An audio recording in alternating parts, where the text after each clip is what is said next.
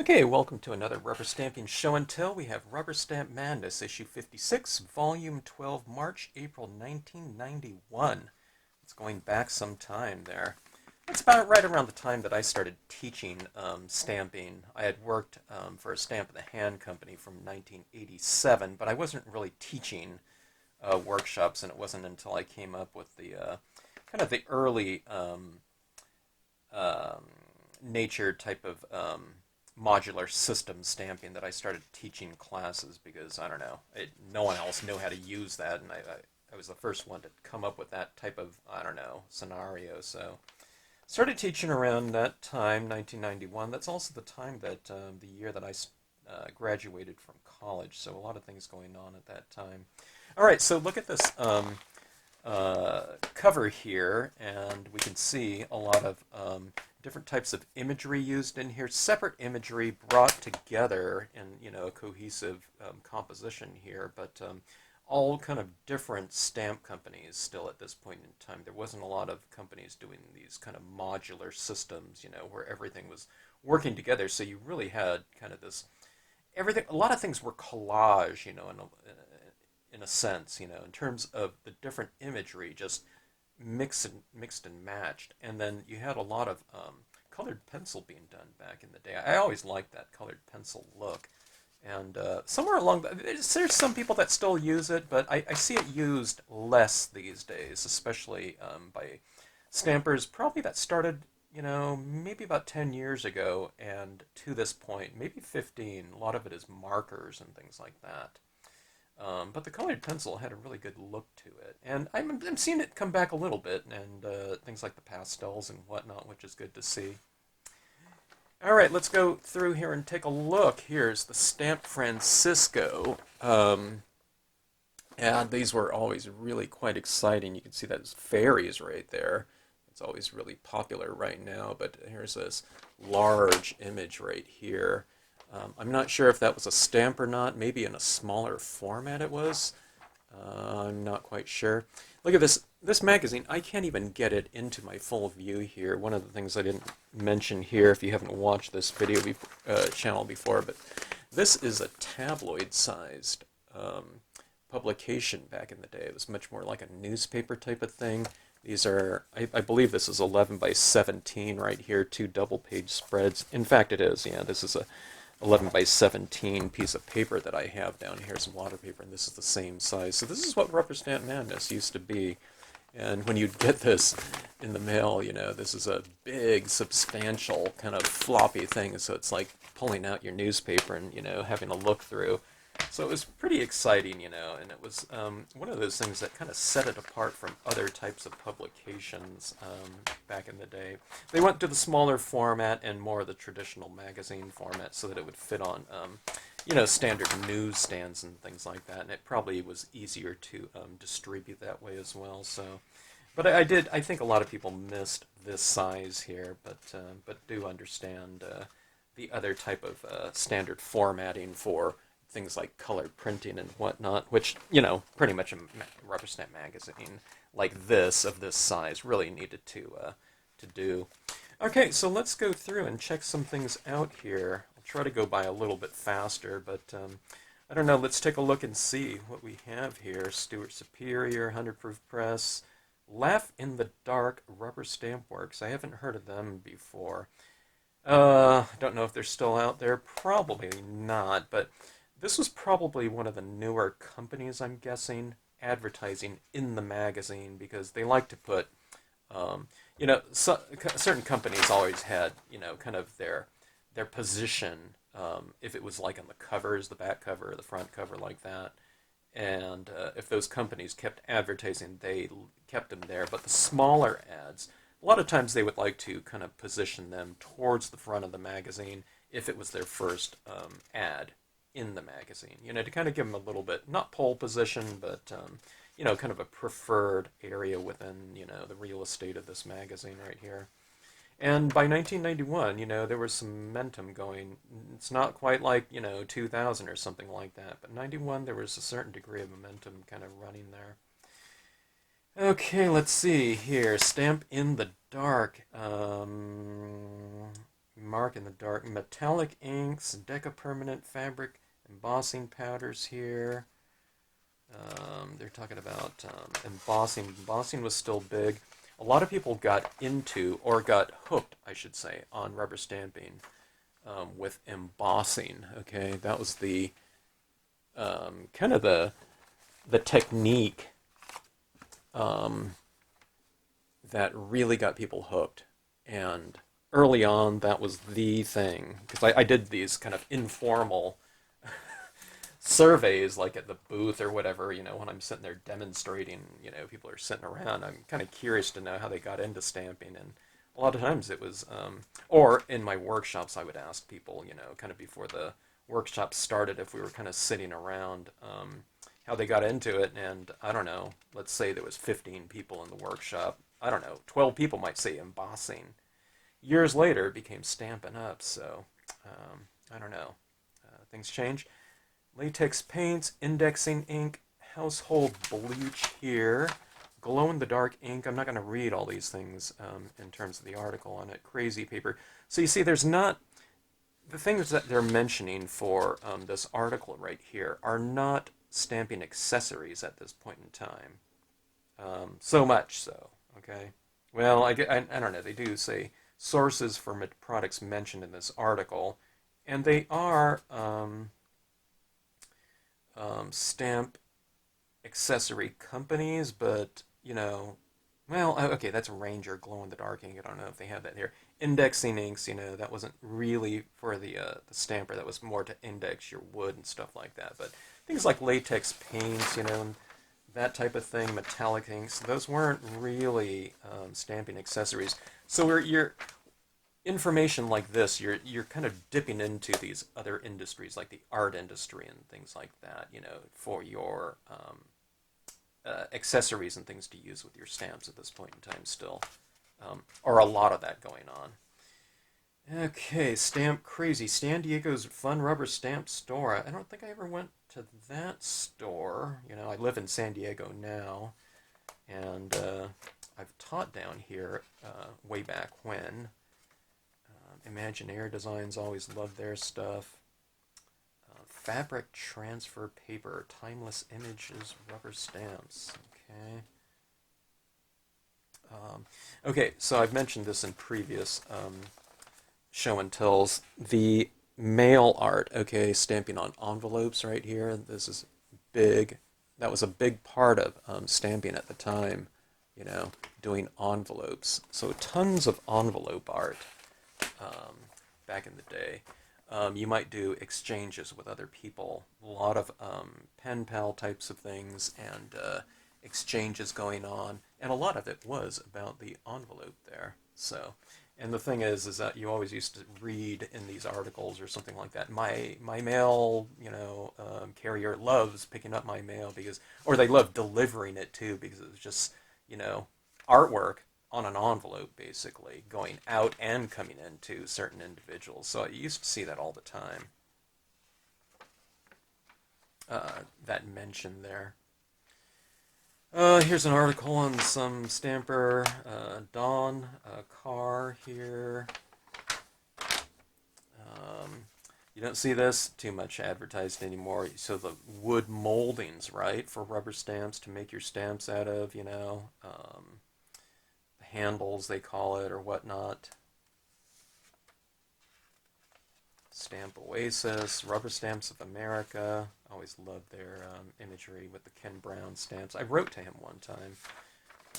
Okay, now look at this one right here. I did a quick, flip through of this. Not every page, but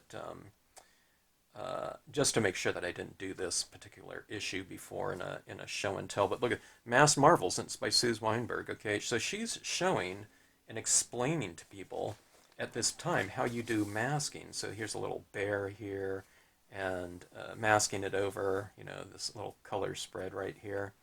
Masking it over, and then stamping the other bear right behind it like that. So you can do this little stack right here. So, how do you stamp like this little character right here on this slide? So, stamping them out. masking him off and then stamping the slide right behind him.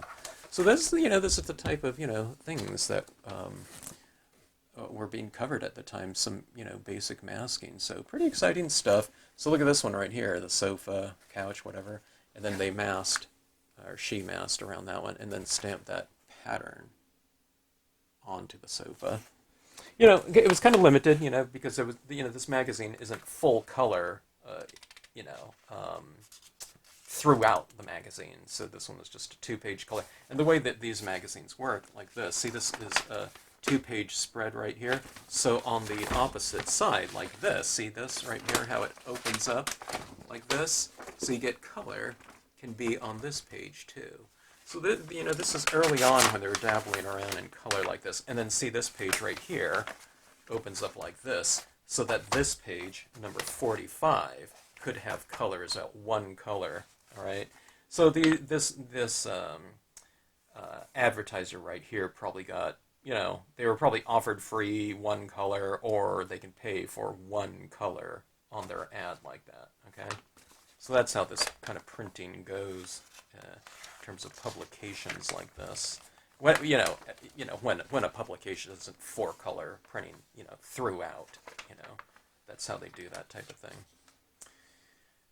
Advertisers on all these pages right here, or for the most part right here, the Happy Stamper, that was in the Cherry Creek, was it, area? I think that was the name of that area. I taught there one time. That was one of the first stores in the kind of the Denver area, and there ended up being tons of stores there in that general vicinity, all over Colorado at the time. But that was a real fun store to teach at there back in the day. Oh, more ads. Motorhead stamps. That looks pretty cool. Classic Status Stamp Company. Oh, that was the name of it. Michigan right there. Looks like it has original motorcycle, automobile, and cartoon rubber stamps. Don't remember them. It looks pretty cool. Wish they were around. Stampede, Stampin'. Look at that. Now, see, this is to give you an idea of the age of this store right here. Okay, Stampin' Up. Okay, okay. This one was just for an individual. Okay, I thought that was the Stampin' Up company in general. So this is just a demonstrator right there, advertising right there. I forget when Stampin' Up kind of came to be, or when they changed the name from. I forget the name of that other one, but you can put it in the comment section. Before they became Stampin' Up, they were some. Was it Dots? I can't remember. All Night Media still advertising in here. I think they stopped advertising at some point in time because they were just all wholesale. You know what I mean? So they didn't, really have anything to do with, the consumers and the users of the stamps who would have been, buying this. Okay, so you got full color right here, right? So this is on the same page. So you have full color right there. See how that works? On that same page right there. Again, mail art right here. Slides right here. You can probably buy slide casings, and people were probably stamping on that or something like that. Looking for all kinds of different opportunities, to I don't know, to do something really creative with stamping. So people were always looking for kind of new and interesting ideas. You looked outward. You looked in pages like this to get some ideas too, of course, but people were also looking for all kinds of things. That's how you had things like stamping on dominoes and things like that kind of happening. You know what I mean? Not industry kind of supplied accessories, but going out and finding kind of, I don't know, whatever different surfaces. That one always was kind of interesting to me, was the stamping on domino type of thing. Such an unconventional surface to stamp on, But I thought it was always cool, those types of things like that. Sweet things in rubber. Here's red right here, so you're going to have probably red right here, right? See how that goes? A lot of single color types of things. So talking about kind of sweets and whatever, confections maybe, something like that. Festive images. That's kind of interesting here. So here you have kind of a world balloon like that with a fish in it. That's the type of imagery that used to see back then, you know, which, hey, I like that type of thing, you know, that type of kind of funky type of imagery. I thought it was always really cool. Look at these farm types of things. These look like pretty well drawn animals right here. Don't know if they're still around. I'm guessing not. The Stamp Pad Company, Inc. Big Lake, Minnesota. Someone knew how to draw, I can tell. Mail art show and tell. Interesting, huh? So look at that right there. Ranger Industries. Here's the Ranger Industries ad at the time. No mention of kind of the designers at the time or whatnot. You know, at this 1991 here. Still owned by the same owners. I forgot when they sold the company. Sometime late 90s, I think. But the Ranger started off as more of as an industrial type of ink company, and then you know, things kind of exploded for them in the crafting market, selling to individuals as opposed to companies. Here's that mail art, you know. See, a lot of things are talking about mail art in here, right? Mail art show and tell, you know, the whole article. Oh, here it is. Carving, eraser carving here. So, or not, no, these ones aren't eraser. These ones are probably linoleum block, I'm guessing, from the looks of it. They're talking about this professor of printmaking and some gallery there, okay? But printmaking, you know, in terms of block printing, that's stamping, right?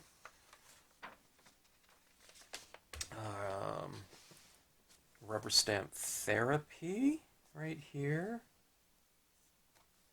Kind of interesting. People using stamps as art therapy, which is I've always thought that's a great use of stamping because of the kind of instantaneous and I don't know, kind of reward of creating something, and the relatively short span of time that you have to have, you know, in order to create a finished piece, and that's always fun. Kids love stamping too, right? Buttoning up your art, so making buttons, you know, out of stamps. There's using your stamps for buttons and whatnot.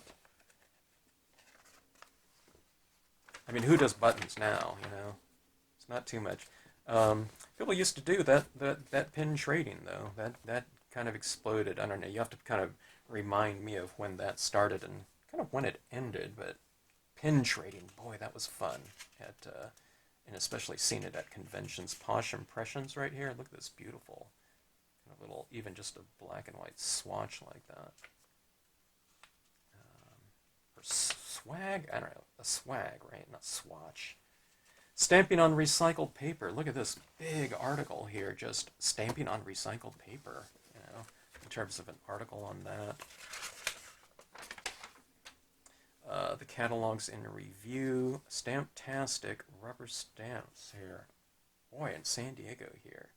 I wonder where that was. Oh, it was in Old Town. Oh, wow. I don't know when they were here and gone, but I haven't been to Old Town in a while. And I live down here now. I used to go to Old Town more when I lived out of town. Stamp art. Okay, so these are catalogs in review. They always had this catalog review section in the back here. This is the Happy Stamper. I didn't know they had their own line of stamps, but pretty cool. Now, Stampscapes wasn't around in 1991 here, so my first ad was in 1993. So I don't know if I even had a subscription to this magazine right here. I might have been buying individual copies, or I might have had a subscription at this time, because at this point in time I was designing a good deal of stamps for Stamp of the Hand Company. Okay, this is interesting right here. Look at how great this would be right here. The rubber rim. Okay, you know how fairies are all popular right now, but look at this. This is a fairy ring.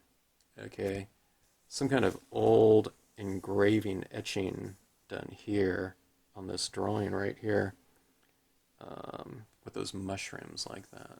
Wouldn't that be cool? That would be a really popular design right now. Hmm. Let's see, Renaissance Rubber, I seem to recall them. Handprints. Woodseller Graphics. Neato Stuff, I remember them. Or I remember the name. Inked Impressions, Stampworks. Calico Cat. Stampede. Rubberstamp Stamp Company. Lexington, Kentucky. A lot of stampers out in Kentucky. Bizarro. Everyone remember Bizarro right there out in Rhode Island? Hippo Heart was in the Bay Area. I taught there before. Uncle Rebus. Rubber Duck Stamp Company. GoCo Printing. Let's see here. Stamp a Story. Okay, this is a little bit of a kind of a modular set right here. And oh, it's by All Night Media. So you can stamp a story here. Seems like that could be great for like kids or something like that to stamp some little story out, huh? The set. Things like that. Gumbo Graphics, one of my favorite companies. I've always mentioned that. They had a lot of the stamps that I liked. Plus, they would be at the shows that I was doing too. So I'd stop by and pick out a few stamps every now and then. Usually before the show opened or whatnot. Okay, so Rubber Stampede, pretty much all wholesale at this point in time. That was one of the bigger companies ever. I know the company that took over the manufacturing for them when they sold the company to Delta, I think it was. And yeah, that company that made these stamps, Rubber Stampede, man, they were busy, and they had gigantic vulcanizers and I don't know, 7 scroll saws going at any given time. It was a huge thing. And then they shipped it all to overseas and started making their stamps over there. And then they just stopped making stamps in general. So I don't know. I've never seen companies sell to another company, and that company just, I don't know, like larger one, and continue to make it. Okay, so I've always mentioned Marvies back in these, when I do these types of things, or whenever I use them, because everyone pretty much used to use these pens to color their stamps with. That's what you use to stamp with. No pads, nothing like that. It was all markers. Pads might have, started coming out a little bit more, 92, 93 or something like that, but, the La Plume or the 1600 series brush marker ones, or the 1500 series ones, sorry. That's what you use. So you can see this. Marvy had a pretty significant ad here and full color right here. You saw the other one, like Ranger, so everyone knows Adirondack and Distress and things like that, but it was Marvy was, that was the ink company for the industry. Marvy, though, they're not just inks, they're kind of all kinds of things, so, they weren't really, kind of aggressive in terms of marketing to the paper arts industry and community in general, so, other companies, coming up and, pretty much taking over this industry, but I still love the Marvy inks in terms of their saturation and kind of intensity. I do love using others in conjunction with those ones, though, but Marvy's a really good one to kind of incorporate into your, I don't know, your color schemes or whatnot, because it can bump up the intensity maybe double from the brightest of other, brands of inks. If not double, at least, I don't know, 25 or 50% with a lot of different hue. Okay, so anyways, mail art list. Look at this, mail art listings. This whole section right here, and the classifieds right here. The classifieds were always kind of interesting. When people got Rubberstamp Madness, oftentimes people would read it from cover to cover, and they would even read like the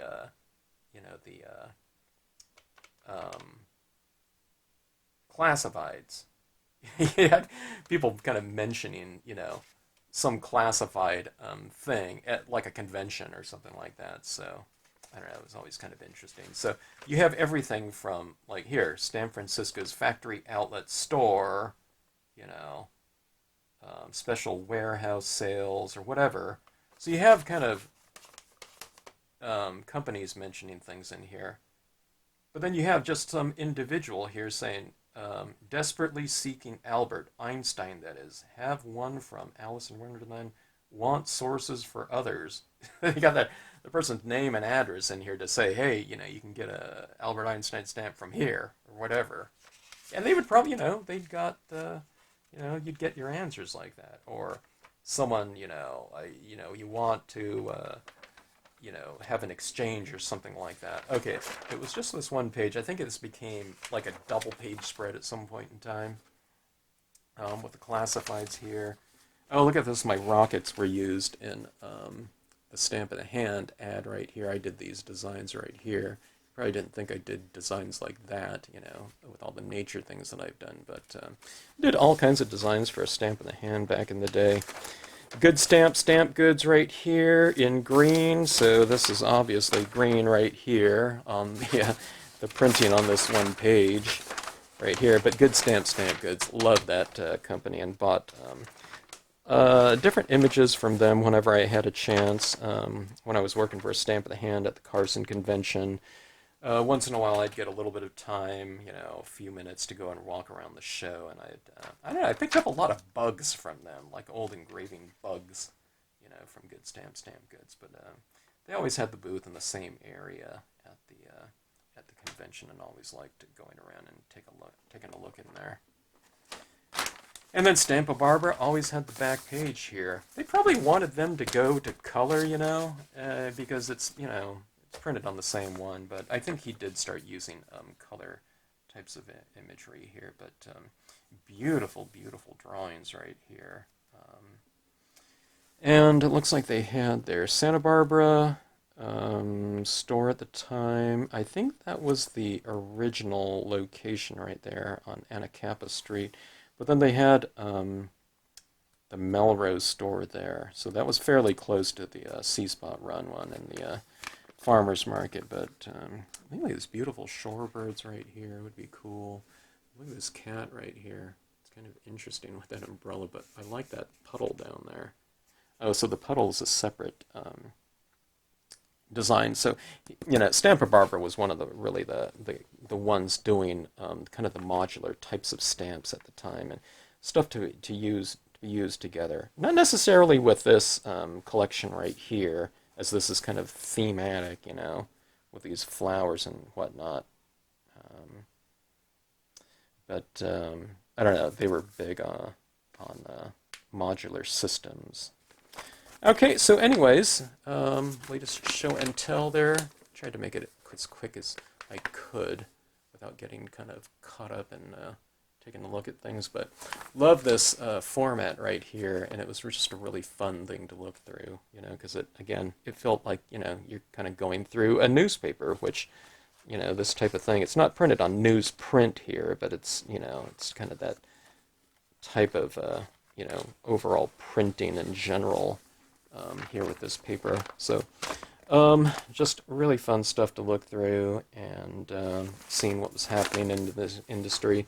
It kind of brings back a little bit of memories for me. You know, I worked for another company from '87 to here, so I was going to the convention and things like that, but I wasn't really too keen on the different media and things that were going on out there. I wasn't doing that type of stuff over at a Stamp in the Hand. I was just designing stamps and, you know, working the shows and working production and things like that. And wasn't really a stamper myself. Started doing a little bit more of that, and then teaching right around this time, but this is kind of the early years, so I was just kind of teaching what I knew in terms of how to color, you know, based on the pens and things like that I learned at a Stamp in the Hand company. So hadn't really kind of formulated my own, I don't know, kind of techniques and whatnot at the given time, just applying them to my own designs.